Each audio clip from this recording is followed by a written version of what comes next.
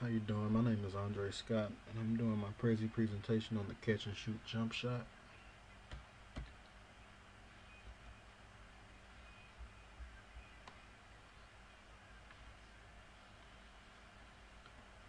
My introduction: I had the pleasure of working with my younger brother, Adrian Scott. He's a 19-year-old collegiate basketball player, standing at 6'1", 6 foot 1 inches, and he's a combo guard who has aspirations of improving the skill of the catch and shoot jump shot. He's been playing basketball since he was 3 years old, so he has a high ability in the sport of basketball. He's wanted to develop elements of his game that his coach pointed out to him right before the season ended, and I had the pleasure of helping him with that.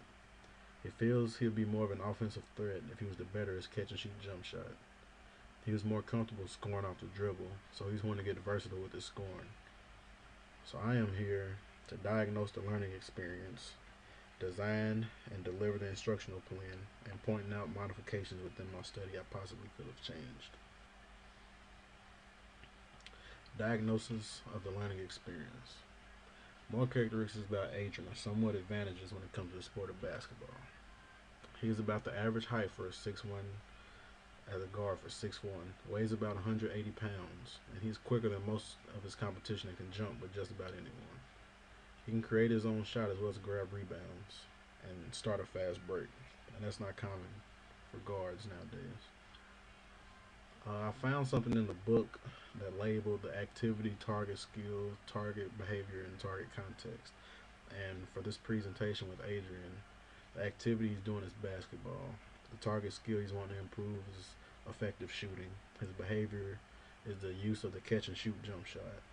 And his target context is collegiate basketball, which is kind of competitive because it's not recreational or anything. He's doing it for a purpose.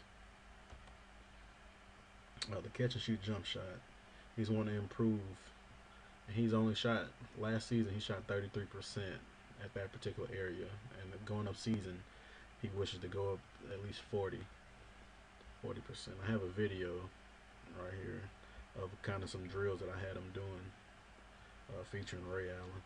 Understand and you're out. So just something simple, and it works on your mid-range game. In this next drill, you come off the screen. So what you do is you come to your curl here, you plant your left foot as you turn the corner, and you explode up.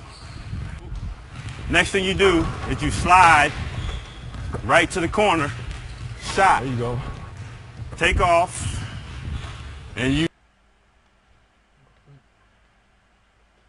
Aspects of focus. They consist of motor and cognitive skill, closed and open skill, types of practice, motivation, speed accuracy trade off, capabilities, risk of injury, performance goals, process measures, memory, and goals. And right now I have listed what all I would talk about. Motor and cognitive skill is first, and in shooting the catch and shoot jump shot, they consist of both motor and cognitive abilities. And saying that, I would describe that motor skill is being used by the movement of catching and shooting the jump shot. Cognitive skill is being used for decision making on when to take a shot and when not to. Basketball is just a strategic game and requires thought before you make an action. Next, we have discrete and serial skill. Adrian's acting, catching, and shooting are two discrete skills. One in catching the ball, the other in shooting the ball. Since these skills are wound together in a movement, it goes to a serial skill. If you add in-game scenarios such as running, passing, and catching, that makes it more of a serial skill as well. And then we move on to closed and open skill. You have open and closed skill both being performed just depending on the situation. Open skills perform when the environment is constantly changing and you are having to adapt. In basketball, you have defenders, switching of defensive plays such as going from man to man to a zone, even switching defender to guard you. One possession might be somebody guarding you, next possession might be somebody different. He goes through that on a game and practice basis. Closed skill is an example of how Adrian and I practice when we're pretty much alone in a gym just going through the motions. Next, we have a special skill. That's a skill that receives massive amount of practice and that emerges to a specific skill to achieve a high specific goal. With Adrian, he needed a massive amount of practice to perform the catch and shoot jump shot, and he reached his goal. Types of practice: we used a lot of blocked practice. We did a lot of rehearsing and repetitive drills. We had to make sure Adrian's feet were right going into the movement and the posture while he was shooting the ball. We also used constant practice and kept going over and over with that as well. Next, moving on to motivation. He was high in motivation. He put on so much effort from beginning to the end, and I was pretty proud about that. I mean, once you noticed how hard he was working, you'll notice that it was really a job for him, and he wasn't really doing it for the fun of it. Then we had speed accuracy trade off. Well, when we first started off with Adrian, we had to go real slow and make sure he wasn't making any error. Error in this case consisted of traveling the ball, and within these drills, we didn't want him to dribble, and sometimes he'd dribble if he's used to dribbling. That was also an error. So we had to start off real slow so he wouldn't, and eventually we sped up, start throwing more balls at him to get the drill quicker. And there was a little error, but it wasn't more than we expected. He ended up getting good at that as well. We have capabilities. His capability to perform and execute the shot was pretty low because he would either miss a lot of those shots or cause a turnover by either traveling the ball of that sort. Now, after some time of practice, doing some block practice, constant practice with it, he's performing the skill at a high level now. I can honestly say that. The risk of injury was pretty low. I mean, we didn't, outside of drills and maybe adding a defender, there wasn't much physicality to it. As long as he was properly stretched, there was a low risk of injury. Performance goals that Adrian wanted to accomplish were pretty specific, and he wanted improvement. Working on this jump shot was essential for performance goals because he was trying to go from 33% to somewhere in the 40s by the upcoming season. Then we have process measures. Starting off, when Adrian was going through the motions, he would hit the shot, but his posture of his shots he wouldn't feel comfortable shooting it. So we had to focus on the quality of how he was moving and how he was shooting the ball. So once we got that done, we got that executed, then we went back to working on the essentials. Then we have memory. Since Adrian been playing basketball since he was 3, he used to common basketball movements. He has a long-term memory when it comes to the movements of basketball.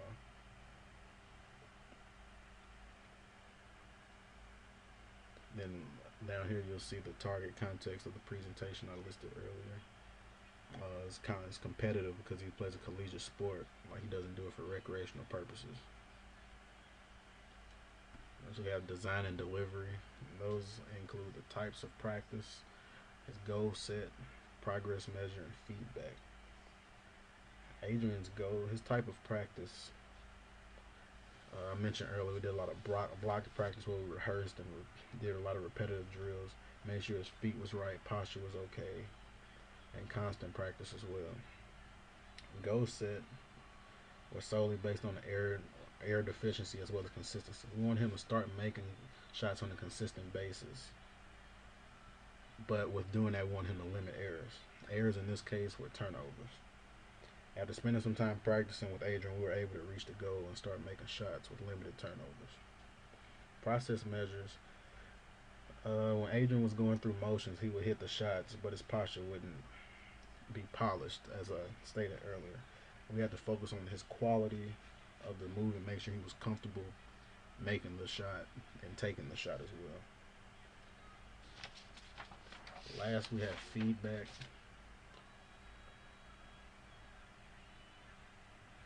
Feedback was issued upon me. I was the one to make sure my brother was performing the skill the right way. Types of feedback I used was extrinsic feedback. I say that because I was giving him feedback such as comments and encouraging words to keep him going throughout the motions. He also received information feedback. That's where I talked to him about the errors he was making within his movements after he would do it and what he's doing incorrectly so he could change it the next time we do the drills. Parameter feedback was used as well.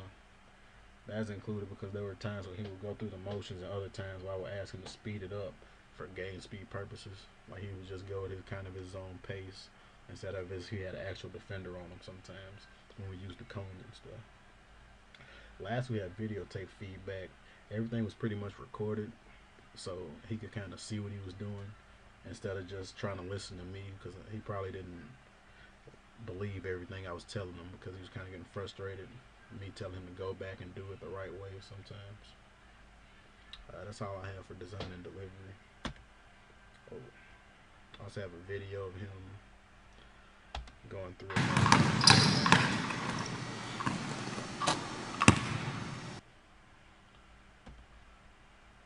Next we have modifications, and they'll be changing due to progress and associated with data.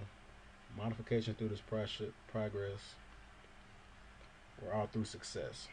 Adrian progressed in the catch and shoot jump shot. We gave him different obstacles to accomplish afterwards. After he mastered the shot by himself, we eventually brought cones to him so he can run off screens, kind of like a real life scenario.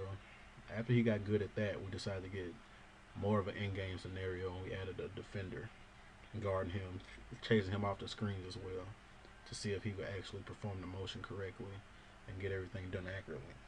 And he did. He excelled in that particular category. Right now I have another drill that we had him doing. It was just a catch and shoot off of kind of like an all-star game. It was featuring Steph Curry. Comes my guy right here, rookie. You know, this guy got designer jeans. Del Curry, one of the best shooters.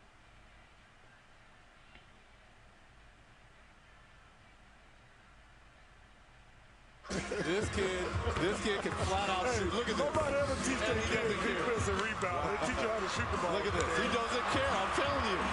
Oh. You know, Chauncey Billups made 4 out of 5 on that rack too. So yeah, but look at that. He's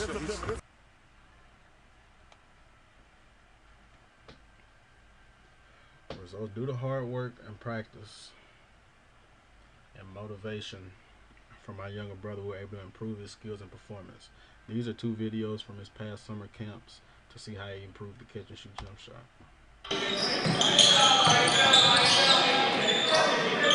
Got it. Here's the other.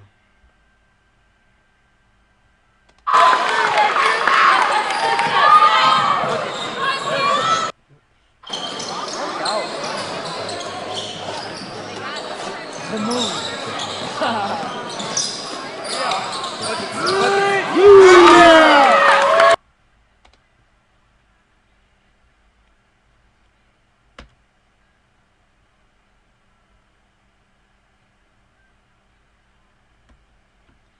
Last, we have the sources that I used. I used 6 of them.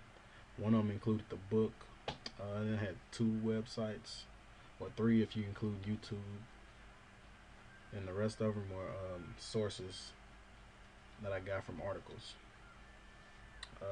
Thank you for listening. I hope you enjoyed my presentation. Thank you. Have a good day.